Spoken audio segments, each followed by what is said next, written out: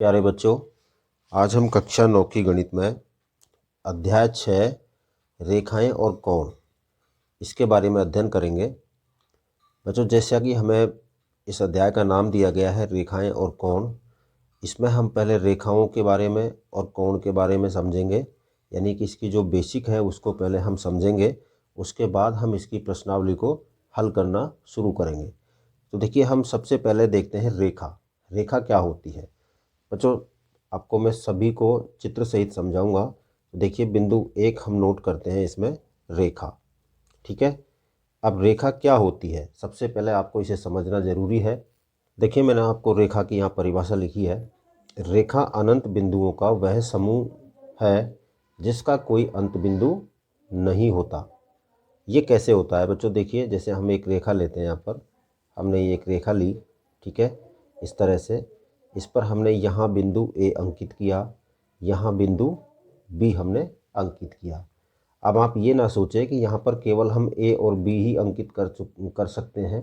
आप यहाँ पर सी अंकित कर सकते हैं, यहाँ पर डी अंकित कर सकते हैं, यहाँ पर ई अंकित कर सकते हैं, यहाँ पर एफ कर सकते हैं, और भी पी कर सकते हैं, क्यू कर सकते हैं। बहुत सारे बिंदु हम इस पर अंकित कर सकते हैं। इसलिए इसको कहा गया है कि रेखा अनंत बिंदुओं का वह समूह होता है जिसका कोई अंत बिंदु नहीं होता। यानी बी पर भी इसका अंत है। आप ये ना सोचें ए और बी के बीच में ही हम बिंदु लगा सकते हैं, ऐसा कुछ नहीं है। इसको हम आगे भी बढ़ा सकते हैं। जब तक ये एरो हमारे सामने आता है, इसका मतलब ये है कि हम इसे आगे कितना भी बढ़ा सकते हैं और फिर अनंत बिंदु इस पर हम प्रदर्शित कर सकते हैं। तो मैं समझता हूँ आपको रेखा की परिभाषा समझ में आ गई होगी। अब देखते हैं हम इस पर दूसरा बिंदु। दूसरा बिंदु हमारा है बच्चों, अब रेखाओं में ही सबसे पहले हम देखते हैं प्रतिच्छेदी रेखा। ये प्रतिच्छेदी रेखा क्या होती है? प्रतिच्छेदी रेखाएं, ठीक है। प्रतिच्छेदी रेखाएं क्या होती हैं बच्चों? जब दो रेखाएं आपस में एक दूसरे को काटती हैं, प्रतिच्छेदी रेखाएं कहलाती हैं। परिभाषा इस प्रकार से होगी, ये इसकी परिभाषा है। जब दो रेखाएं आपस में एक दूसरे को काटती हैं, प्रतिच्छेदी रेखाएं कहलाती हैं। अब दो रेखाएं किस प्रकार से?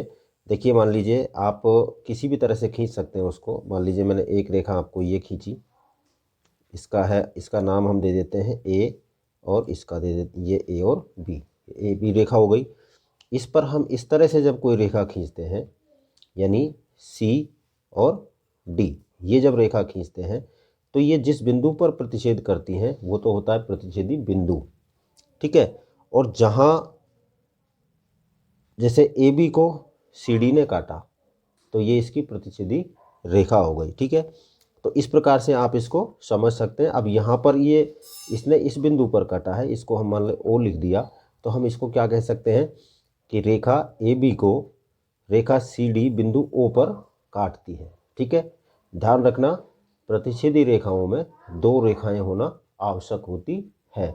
आप ऐसे नहीं कह सकते कि ये रेखा भी है, लेकिन ये जब इस रेखा से गुजरती है तभी हम इसको प्रतिच्छेदी रेखा कह सकते हैं। अगर ये यहीं तक रुक जाती है, मतलब यहाँ से यहाँ तक रुक जाती है, तो ये प्रतिच्छेदी रेखा नहीं कहलाती, ठीक है। इसको इससे गुजरना होता है, ये ध्यान रखना है आपको, ठीक है। अब देखते हैं अगला बिंदु। तीसरा हमारा जो बिंदु है बच्चों इस अध्याय में समझने के लिए, वो है हमारा समांतर रेखाएं। आप पिछली कक्षा में भी समांतर रेखा पढ़ चुके हैं, लेकिन हम फिर भी एक बार इसको देख लेते हैं। समांतर रेखाएं, ये समांतर रेखाएं क्या होती हैं इसकी हम परिभाषा देखते हैं। समांतर रेखाएं वे रेखाएं जो एक ही समतल में होते हुए भी कभी प्रतिच्छेद नहीं करती, यानी इस प्रकार से प्रतिच्छेद नहीं करती हैं। जैसा हम देखते हैं, ये एक रेखा है, ये एक हमारी रेखा है ए बी, ठीक है। अब इसी के समांतर, समांतर का मैं अभी आपको मतलब समझाऊंगा। जैसे ये सी और ये डी, ठीक है। अब इन रेखाओं को बच्चों हम आगे तक अनंत दूरी तक अगर बढ़ाते हैं इस तरह से, तो ये एक दूसरे को कभी भी नहीं काटती हैं, इसीलिए इसको समांतर रेखाएं कहते हैं। दूसरी चीज़, इनके ये जो बीच की दूरी है, इनके ये बीच की दूरी जो होती है, ये सभी जगह पर समान होती है, ठीक है। क्योंकि समान नहीं होगी तो कहीं ना कहीं जा कर के किसी एक बिंदु पर ये एक दूसरे को काट देती हैं, इसलिए इनके बीच की दूरी हमेशा समान होती है। तो इसकी परिभाषा लिख देता हूँ आपको। ये इसकी परिभाषा है, वे रेखाएं जो कभी भी एक दूसरी को नहीं काटती समांतर रेखाएं कहलाती हैं। ठीक है, जैसे मैंने अभी आपको ये बताया है, इसमें ये सी और डी है आपकी, ये ए और बी है, यानी ये A B Rekha C D रेखा को या C D Rekha A B रेखा को आगे तक बढ़ाने पर कभी भी नहीं काटती है, पहली चीज़। एक और चीज़ मैं बता देता हूँ, ये जो रेखाओं की जो बीच की दूरी होती है, ये इसके यहाँ पर दोनों तरफ क्या बनाती है, समकोण बनाती है। यहाँ भी, यहाँ पर भी ये एक दूसरे को क्या बनाती हैं, समकोण बनाती हैं। ठीक है, ये आपको ध्यान रखना, मतलब समकोण बनाएगी तभी आप उसकी बीच की दूरी को नाप सकते हैं। आप अगर ऐसे कर देंगे और ऐसे करेंगे तो इनकी बीच की दूरी समान नहीं होगी, क्योंकि ये रेखा बड़ी होगी और ये रेखा छोटी होगी। ठीक है, तो ये आपको ध्यान रखना है। समांतर दूरी अगर देखनी है तो आपको इस तरह से देखनी होगी और वो दोनों तरफ क्या बनाए, समकोण बनाए। ठीक है, ये आपको ध्यान रखना है। अब देखते हैं अगला बिंदु। अगला बिंदु है बच्चों चौथा हमारा, संगामी रेखाएं। संगामी रेखाएं, ये संगामी रेखाएं क्या होती हैं, ये भी मैं बताता हूँ आपको। बच्चों संगामी रेखाओं में क्या होता है, 3 या 3 से अधिक ऐसी रेखाएं जो एक ही बिंदु से होकर के गुजरें, या फिर हम दूसरी तरह ये भी कह सकते हैं कि उनका एक उभयनिष्ठ बिंदु हो, उन्हें हम संगामी रेखाएं कहते हैं। परिभाषा देखिए इसकी, देखिए 3 या 3 से अधिक ऐसी रेखाएं जो एक ही बिंदु से होकर गुजरें या उनका एक उभयनिष्ठ बिंदु हो, संगामी रेखाएं कहलाती हैं। अब हम ये एक बार देख लेते हैं किस तरह से। देखिए सपोज कीजिए ये आपकी एक रेखा है, क्या है, ये एक रेखा है जिसका हम नाम लिखते हैं क्या, ए बी। ठीक है, इसमें से एक रेखा इस प्रकार से गुजरी, इस प्रकार से गुजरी, और इसका हमने नाम क्या रखा, सी और डी। क्या ये संगामी रेखा कहलाएंगी, इसे हम संगामी रेखा नहीं कह सकते, ये प्रतिच्छेदी रेखा है, जैसा आपने यहाँ देखा था प्रतिच्छेदी रेखा। ठीक है, ये सीधी आ रही है, ये ऐसे भी आ सकती थी सीडी, ऐसे भी हो सकती थी सीडी। ठीक है, लेकिन आपने देखा होगा यहाँ परिभाषा में हमने एक चीज़ देखी है कि 3 या 3 से अधिक, यानी जब तक दो रेखाएं एक दूसरे, ये तो बिंदु तो हम यहाँ भी रख सकते हैं, ये ओ बिंदु है मान लीजिए, तो ए बी से बिंदु ओ पर ये इसको काट रही है, प्रतिच्छेद कर रही है, तो अभी तक तो ये क्या कहलाई, प्रतिच्छेदी रेखा। ठीक है, परंतु दो होंगी तब तक हम इसको प्रतिच्छेदी रेखा ही कहेंगे। तो इसलिए हमारी परिभाषा में हमने क्या लिखा, 3 या 3 से अधिक। जब तीसरी रेखा इस तरह से आती है, यानी लाइन थोड़ी टेढ़ी हो गई है, आप सीधी बनाना, ई एफ, अब ये संगामी रेखा कहलाई है और उभयनिष्ठ बिंदु वाली रेखा है, क्योंकि ओ बिंदु ए बी के लिए भी है, सी डी के लिए भी है और ई एफ के लिए भी है।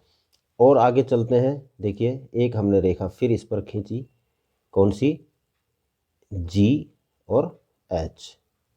अब ओ बिंदु इसके लिए भी उभयनिष्ठ है, उभयनिष्ठ का मतलब जो सभी के लिए समान हो। ठीक है, और यहाँ पर आप देख रहे हैं कि सभी एक बिंदु से होकर के गुजरने वाली सभी रेखाएं किस पर है, एक बिंदु पर। क्या लिखा था हमने अधिक, 3 या 3 से अधिक रेखाएं जो एक ही बिंदु से होकर गुजरे या उनका एक उभयनिष्ठ बिंदु हो।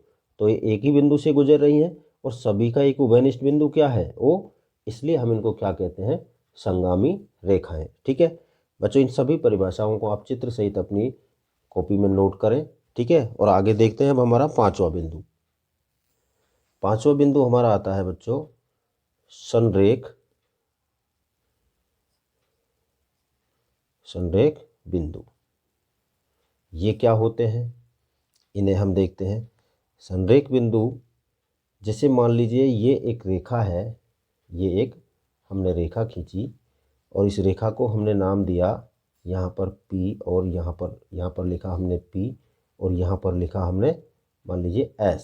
ठीक है, तो इस पर देखिए आप यहाँ Q लिख सकते हैं, यहाँ पर आप R लिख सकते हैं। ठीक है, तो P, Q, R, S ये सभी संरेख बिंदु हैं। संरेख का मतलब क्या होता है कि समान रेखा पर अंकित किए गए बिंदु। ठीक है, यानी एक ही रेखा पर अंकित किए हुए बिंदु हैं। इसमें और भी हो सकते हैं, बहुत सारे हो सकते हैं, अनंत हो सकते हैं, ठीक है। तो ये सभी क्या कहलाएंगे, समरेख बिंदु कहलाते हैं। तो इसकी परिभाषा क्या हो गई, ये हमारी परिभाषा हो गई, किसी सरल रेखा पर स्थित, ये समस्त आप पहले कर लेना, समस्त बिंदु समरेख बिंदु कहलाते हैं, ठीक है। इस तरह से हमारा समरेख बिंदु हो गया। और बच्चों जो रेखा से संबंधित जो हमारी मुख्य बातें हैं वो यहाँ पर लगभग पूरी हो गई हैं। अब हम इसमें देखते हैं कोण के बारे में। तो सबसे पहले तो हम ये समझ लेते हैं कोण क्या होता है, ठीक है। तो देखिए छठा बिंदु मैं यहाँ पर नोट करता हूँ, कोण। कोण क्या है, कैसे इसका निर्माण होता है, ये हम देखते हैं। देखिए कोण वह आकृति है, इसकी हम परिभाषा लिख लेते हैं। कोण वह आकृति है जो उभयनिष्ठ प्रारंभ वाली दो किरणों से बनती है, ठीक है। ये कोण की एक आकृति होती है। और कोण किस प्रकार से होता है बच्चों, इस प्रकार से कोण को हम बनाते हैं, ठीक है। ये कोण है, आप अच्छी तरह से इसे देखें, यहाँ दो किरणें हैं ये, और ये इनका एक उभयनिष्ठ बिंदु है, ठीक है। इसे हम O मान लेते हैं, और ये हमारा हो गया X और ये हमारा हो गया Y, ठीक है। यानी OX और OY ये दो किरणें हैं जो एक उभयनिष्ठ बिंदु पर मिलती हैं। तो यहाँ जब ये मिलती हैं तो यहाँ एक कोण की आकृति बनती है, ठीक है। और ये जो O है ये इसका एक क्या कहलाता है बच्चों, शीर्ष कहलाता है। क्या कहलाता है, शीर्ष, ठीक है। ये शीर्ष हो गया, ये इस कोण की एक भुजा हो गई और ये इस कोण की दूसरी भुजा हो गई, ठीक है। अब इसे हम कैसे लिख सकते हैं, इसे हम दो प्रकार से लिख सकते हैं इस कोण को। कोण O मतलब XOY और YOX, यानी दो तरह से हम इसको लिख सकते हैं। ज़रूरी नहीं है कि आप XOY बोलें, कोण XOY बोलें, ऐसा ज़रूरी नहीं है। आप ये भी बोल सकते हैं कोण YOX, ये भी आप बोल सकते हैं, ठीक है। अब इस कोण में कुछ ऐसी बातें होती हैं, जैसा मैंने आपको बताया कि प्रत्येक कोण में एक शीर्ष होता है। क्या होता है, एक शीर्ष होता है, ये अनिवार्य है। जैसा इसमें बताया, इसमें दो भुजाएं होती हैं। क्या होती हैं, दो भुजाएं होना अनिवार्य है। एक भुजा से कभी कोण नहीं बनता, ठीक है।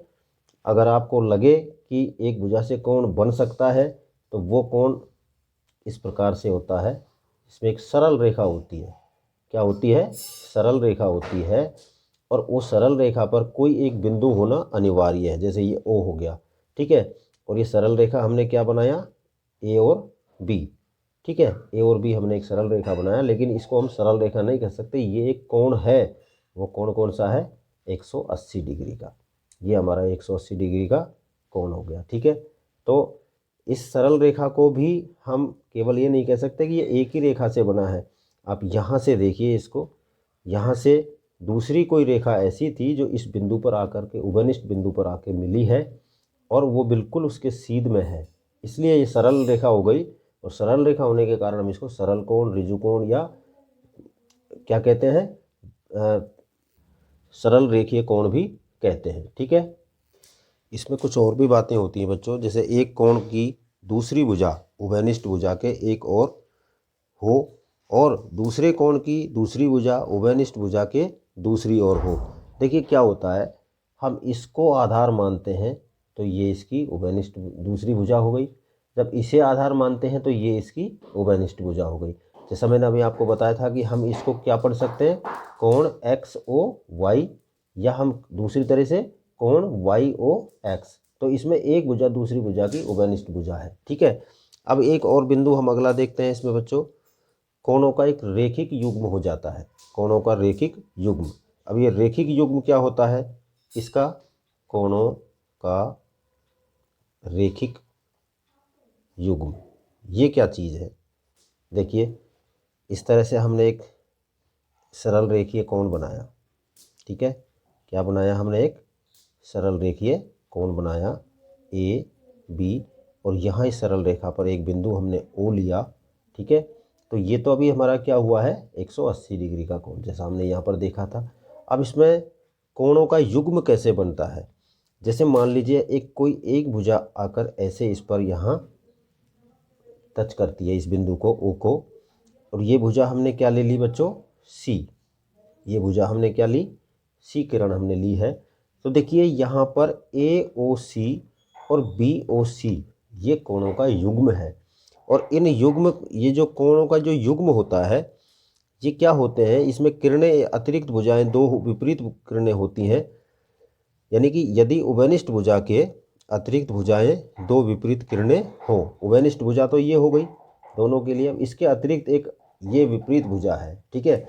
तो यहाँ क्या होता है, ये दोनों कोण जो बनते हैं, यानी कि कोण ए ओ सी, कोण ए ओ सी प्लस कोण बी ओ सी, कोण बी ओ सी, ये इन दोनों कोणों का जो युग्म है, कोणों का युग्म जो है, ये किसके बराबर होता है, 180 के बराबर। कितना हो जाता है, 180 डिग्री हो जाता है, ठीक है। ये आपको समझना है। यहाँ फिर हमारा एक और बिंदु आता है, शीर्ष कोण। 8वां बिंदु हम किसको लेते हैं, एक शीर्ष कोण हम देखते हैं इसमें। तो देखिए 8वें बिंदु पर, अब शीर्ष कोण क्या होता है, जैसा हमने इस चित्र में देखा एक्स ओ वाई और वाई ओ एक्स। तो यहाँ पर बच्चों क्या होगा, देखिए ओ एक्स एक किरण है और ओ वाई भी एक किरण है। तो कोण क्या बना, हमारा कोण बना एक्स ओ वाई और दूसरा हमारा बना वाई ओ एक्स। तो ये भुजाएं जो हैं वाई ओ एक्स की भुजाएं कहलाती हैं, कौन कौन सी, ओ एक्स और ओ वाई। ये इस वाई ओ एक्स की भुजाएं कहलाती हैं दोनों की। कौन कौन से की, देखिए कोण एक्स ओ वाई, और दूसरा कोण हमारा क्या है, कोण वाई ओ एक्स। इसकी ये भुजा है, कौन कौन सी भुजा है, एक भुजा तो हमारी कौन सी है, ओ एक्स है, और दूसरी भुजा हमारी क्या है, ओ वाई है। तो ये इसकी क्या कहलाती है, भुजा कहलाती है। तो भुजा, इन दोनों भुजाओं के लिए बिंदु ओ जो है, ये कोण को हम शीर्ष कोण कहते हैं। क्या कहते हैं इसको, शीर्ष कोण। तो ये हमारा शीर्ष कोण है। 8वां बिंदु क्या है हमारा, शीर्ष कोण। अब आपसे पूछा जाए कि शीर्ष कोण किसे कहा जाता है, तो शीर्ष कोण में आपको क्या लिखना है, यहाँ ये आपने समझ लिया, मैं यहाँ लिख देता हूँ। किरणें कौन कौन सी, किरणें हमारी हो गई ओ एक्स, जिसको आप इस तरह से किरण से चिन्हित कर सकते हैं, तथा ओ वाई, किरण ओ वाई। कोण एक्स ओ वाई या कोण वाई ओ एक्स की भुजाएं कहलाती हैं, ठीक है। उभयनिष्ठ, उभयनिष्ठ क्या है इसमें, आप देखिए उभयनिष्ठ बिंदु, उभयनिष्ठ बिंदु ओ, ये रहा, दोनों के लिए उभयनिष्ठ है। बिंदु ओ को कोण का शीर्ष कोण, शीर्ष या शीर्ष कोण नहीं लिखेंगे, शीर्ष कहते हैं। क्या कहते हैं, शीर्ष कहते हैं, ठीक है। इस प्रकार से आपका 8वां बिंदु हुआ। अब हम देखते हैं बिंदु संख्या 9। अब बिंदु 9 में हम बच्चों क्या करेंगे, जो हमारे कोण है हम इनका वर्गीकरण के आधार पर आगे बढ़ेंगे। देखिए सबसे पहले हम कोणों का यहाँ वर्गीकरण देख लेते हैं। कोणों का वर्गीकरण, मैंने आपको कहा था कि कोण किसे कहते हैं, कोण कितने प्रकार के होते हैं, तो वो देखते हैं कोणों का वर्गीकरण। इसमें सबसे पहले हम लिखते हैं संपूरक कोण। क्या है, संपूरक कोण। दूसरा होता है पूरक कोण। दूसरा क्या होता है, पूरक कोण। अब पूरक कोण क्या है, संपूरक कोण क्या है, ये हम सबसे पहले यहाँ पर समझते हैं। तो सबसे पहले हम देखते हैं संपूरक कोण को, ठीक है। संपूरक कोण क्या है, ऐसे दो कोण जिनकी माप का योगफल 180 डिग्री के बराबर हो। कितना हो, 180 डिग्री के बराबर हो, एक दूसरे के समपूरक कोण कहलाते हैं। ये परिभाषा है समपूरक कोण की कि ऐसे दो कोण जिनकी माप का योगफल 180 डिग्री के बराबर हो समपूरक कोण कहलाते हैं। बच्चों मैंने आपको यहाँ ये चित्र बताया था, ये सरल कोण है, सरल रेखीय कोण है 180 डिग्री का। जब हमने इसको युग्म में, कोणों के युग्म में जब हमने इसको विभाजित किया, यानी कि एक और किरण जब बिंदु O पर आकर टिकती है तो ये इसके दो युग्म बनाती है। ठीक है, अब यहाँ क्या है, जब इस पूरे कोण का योग 180 डिग्री है तो यहाँ किरण, जो किरण C है, इसने क्या किया, इसको कोण AOC और BOC में डिवाइड कर दिया। तो इन दोनों का योग तो आप जानते हैं कि क्या है, 180 डिग्री है। जब इन दोनों का कोण 180 डिग्री है तो ये कोण एक दूसरे के समपूरक हैं, यानी कि कोण AOC समपूरक है कोण BOC के। ठीक है, समझ गए। तो ये इसी प्रकार से कहना चाहता है कि ऐसे दो कोण जिनकी माप का योगफल 180 डिग्री के बराबर हो समपूरक कोण कहलाते हैं। ये दोनों कोण एक दूसरे के समपूरक है। तो हम इसे चित्र द्वारा चित्र में हमने देख लिया, तो मैं यहाँ लिख सकता हूँ कि देखिए, चित्र में कोण AOC और कोण BOC एक दूसरे के क्या है, समपूरक कोण है। समझ गए आप, समपूरक कोण है। ठीक है, ये इस तरह से आपको समझना है। अब उसके बाद में आता है आपका दूसरा पूरक कोण। बी में हमने जो लिखा था पूरक कोण, अब ये पूरक कोण क्या होता है देखते हैं इसको भी। पूरक कोण, ठीक है, इसमें क्या होता है बच्चों, पूरक कोण में ऐसे कोण युग्म या ऐसे दो कोणों का युग्म जिनका योगफल 90 डिग्री होता है परस्पर पूरक कोण कहलाते हैं। क्या कहलाते हैं, पूरक कोण। कैसे कोण होते हैं, ऐसे कोण युग्म यानी जोड़ा, कोण युग्म जिनका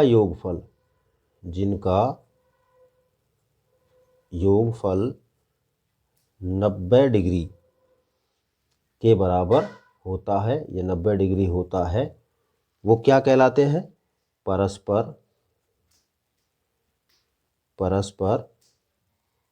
पूरक कोण कहलाते हैं। ये एक समकोण है, हमने यहाँ पर एक समकोण बनाया। ठीक है, और हमने इसको नाम दिया बच्चों, देखिए हम इसको नाम क्या दे देते हैं, AO और B। क्या दे दिया हमने इसको नाम, AOB। लेकिन इस कोण को इस तरह से एक किरण ने इसको डिवाइड किया और इस पर हमने क्या नाम रख दिया, इस बिंदु को हमने दे दिया C। तो यहाँ भी आप देख रहे हैं कि दो युग्म हैं कोणों के, एक तो AOC और एक BOC। ठीक है, अब AOC BOC का पूरक कोण है, क्या है, पूरक कोण है। क्या है पूरक कोण, AOC BOC आपस में परस्पर एक दूसरे के पूरक कोण हैं। ठीक है, तो आप क्या लिख सकते हैं यहाँ पर, जैसा चित्र में आपने देखा उसी प्रकार से मैं लिख देता हूँ। देखिए, चित्र में कोण AOC और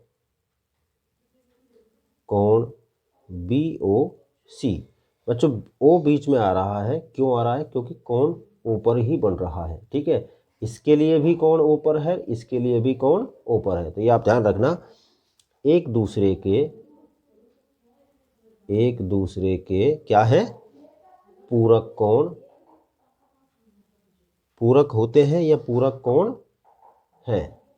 ठीक है, तो आप पूरक कोण समझ गए, आपने समपूरक कोण देख लिया।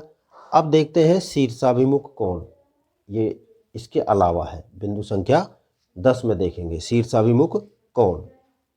देखिए बिंदु 10 में हमारा आता है बच्चों, बिंदु संख्या 10 शीर्षाभिमुख कोण। क्या आता है? शीर्षाभिमुख कोण। ये क्या होते हैं?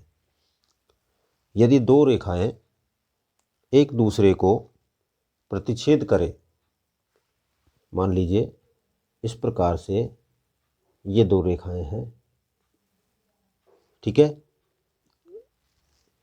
नहीं ये समांतर रेखा बनाई है मैंने। मान लीजिए ये एक रेखा है और ये रेखा इस प्रकार से एक दूसरी रेखा से प्रतिच्छेद होती है, ठीक है। ये हमारी रेखा है AB और ये है हमारी रेखा XY।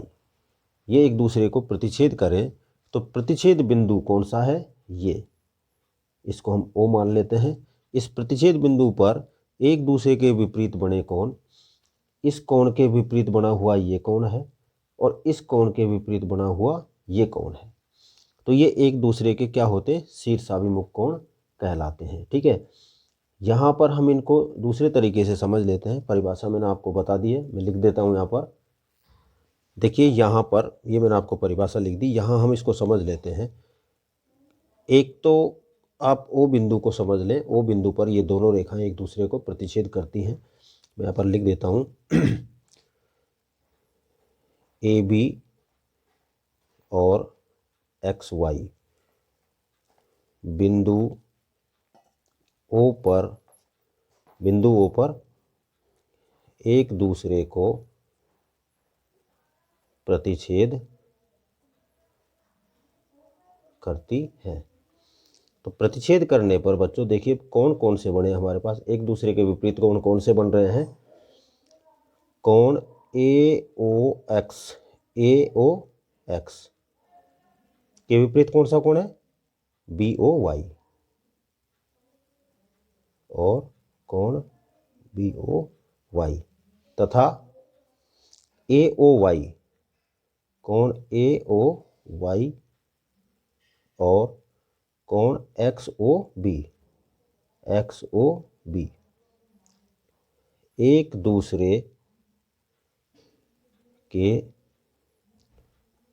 विपरीत है और शीर्षाभिमुख कोण भी है। कैसे हैं? शीर्षाभिमुख कोण है, समझ गए। यानी कोण AOX के शीर्षाभिमुख कोण BOY, देखिए इस कोण के शीर्षाभिमुख कोण ये है और इस कोण के शीर्षाभिमुख कोण ये है। आप ये समझ लें, ठीक है। दूसरे तरीके से आप इसे इस तरह से डबल कर लें, ये दोनों एक दूसरे के शीर्षाभिमुख कोण हैं और इस कोण के शीर्षाभिमुख कोण ये है, ठीक है। 1 2 3 4 ऐसे समझ लें। कोण 1 और कोण 3, कोण 2 और कोण 4 एक दूसरे के शीर्षाभिमुख हैं, ठीक है। इसके अलावा अब आगे देखिए, आगे अब फिर एक हम समांतर रेखा लेते हैं दो। ये बच्चों हमने दो समांतर रेखाएं ली, ठीक है, और इसको एक तिर्यक रेखा इस तरह से काटती है। समांतर रेखाओं के बारे में और तिर्यक रेखा के बारे में मैं आपको पहले बता चुका हूँ। इस तरह से ये दो समांतर रेखा हैं M और N, और ये L एक क्या है? तिर्यक रेखा है जो इन समांतर रेखा M और N को काटती है, दो भिन्न भिन्न बिंदुओं पर काटती है। भिन्न बिंदु का मतलब एक इस बिंदु पर और एक इस बिंदु पर। इसको हम मान लेते हैं P और इसको मान लेते हैं Q। तो बच्चों ये तिर्यक रेखा M पर कोण 1, कोण 2, कोण 3, कोण 4 बनाती है। इसी तरह से ये बिंदु Q पर भी कोण 5, 6, 7 और 8 इस तरह से ये कोण बनाती है, ठीक है। अब इन कोणों में क्या संबंध है ये हम देख लेते हैं एक बार। तो देखिए ये कोण, ये जो तिर्यक रेखा जो कोण बनाती है, इसमें कुछ इस तरह से हमारे सामने संबंध आते हैं। सबसे पहले तो ये कोण आते हैं यहाँ पर अंतः कोण। क्या आते हैं? अंतः कोण। अंतः कोण मैं आपको समझा देता हूँ। दोनों समांतर रेखाओं के बीच की तरफ, वो बीच में यानी मध्य भाग में जो कोण बन रहे हैं वो इसके अंतः कोण कहलाएंगे। अब अंतः कोण में आप देखिए, ये तो समांतर रेखा दोनों हैं, ये इन दोनों के मध्य में तो ये कोण बने हुए हैं, यानी 3, 4, 5 और 6 ये बने हुए हैं, तो ये तो होंगे अंतः कोण। 1, 2 बाहर की तरफ है, 7 और 8 भी बाहर की तरफ है, तो ये कहलाएंगे बाह्य कोण। ठीक है, तो अंतः कोण में तो हम क्या लिख दें, कोण 3, कोण 4, कोण 6, वो कोण 5 और कोण 6, ये तो हो गए आपके अंतः कोण। अब लिखते हैं बाह्य कोण। बाह्य कोण कौन से हो जाएंगे, कोण 1, कोण 2 बाहर है दोनों, ये बाहर है, कोण 7 और कोण 8, ये तो आप अंतः कोण और बाह्य कोण समझ गए। अगला आता है संगत कोण। क्या आता है, संगत कोण। अब संगत कोण को हम कैसे समझेंगे, देखिए संगत कोण में क्या होता है बच्चों, एक के जैसा 5, एक बाह्य और एक आंतरिक, तो एक कोण 1 और कोण 5 ये क्या हो गए, संगत कोण। 1, 5 हो गए, तो 2 और 6 भी हो जाएगा। ठीक है, कोण 2 और कोण 6, यहाँ और लगा लें बीच में। ठीक है, ये हो गए, 1 हो गया, 5 हो गया, 2 हो गया, 6 हो गया। अब 3 और 7, कोण 3 और कोण 7 ये भी संगत कोण है।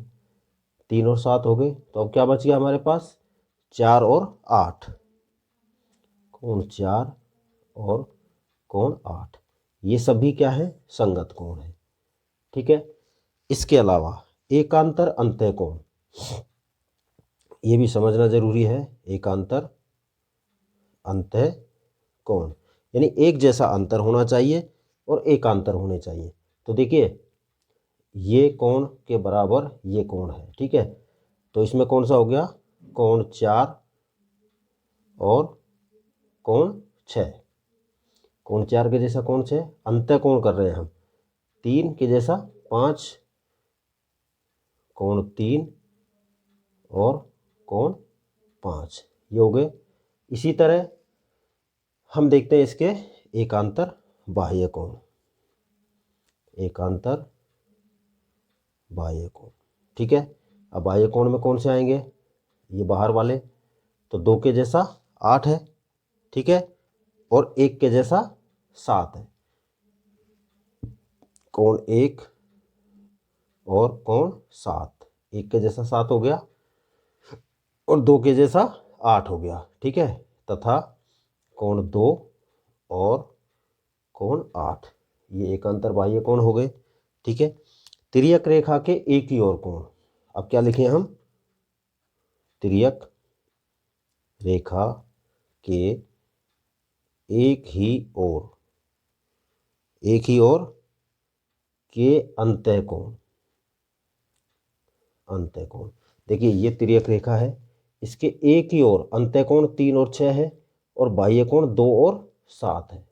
तो अंतः कोण में तो हम क्या लिख दें, कोण 3 और कोण 6, क्या हो गया, कोण 3 और कोण 6, और एक क्या हो गया, कोण 4 और कोण 5, तथा कोण 4 और कोण 5।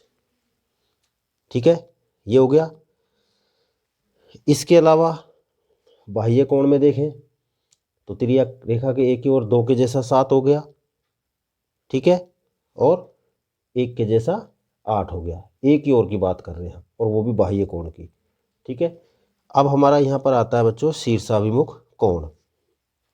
एक अंतिम कोण और है हमारा, जो मैं यहाँ लिख रहा हूँ, शीर्षाभिमुख समांतर रेखा और तिर्यक रेखा के संबंध में लिख रहा हूँ। ये शीर्षाभिमुख कोण, ये कौन से होंगे, ये देख लीजिए एक बार। देखिए यहाँ देखते हैं पहले हम बिंदु P पर 1 और 3 एक दूसरे के शीर्षाभिमुख क्या होते हैं, जो एक दूसरे शीर्ष के विपरीत हों, इसके विपरीत ये है। तो यहाँ लिखेंगे हम कोण 1 कोण 1 और कोमा लगाकर कोण 3। एक तो ये हो गया 1 3, कोण 2 और कोण 4, ये हो गया। आगे देखिए पी बिंदु पर हो गए, क्यू बिंदु पर देखते हैं। क्यू बिंदु पर कोण 5 और इसके विपरीत कोण 7। आगे देखिए कोण 6 और इसके विपरीत कोण 8। ये हो गया हमारे शीर्षाभिमुख कोण। ठीक है, इस तरह बच्चों ये जो मुख्य बातें हैं वो हमने यहाँ पर देख ली। यहाँ जो हमारा निष्कर्ष आता है वो ये आता है कि संगत कोण समान होते हैं, एकांतर कोण भी समान होते हैं, अंतः कोण संपूरक होते हैं और एकांतर बाह्य कोण समान होते हैं। तो इस तरह से ये आपका बेसिक यहाँ क्लियर होता है, कंप्लीट होता है। अब हम इसकी प्रश्नावली 6.1 को अगले वीडियो में शुरू करेंगे। बच्चों उम्मीद करता हूँ कि जितनी भी परिभाषाएं और जो मुख्य बिंदु हैं, इसके महत्वपूर्ण बिंदु हैं, वो आप समझ गए होंगे। आप इनको अपनी कॉपी में लिख लें और याद कर लें, क्योंकि जब प्रश्नावली 6.1 हम करेंगे तो ये उसमें हमें बहुत मददगार होंगे। दूसरा, आपकी प्रश्नावली से पहले कुछ उदाहरण दिए गए हैं, उनको भी आप एक बार समझ लें। ठीक है, थैंक यू।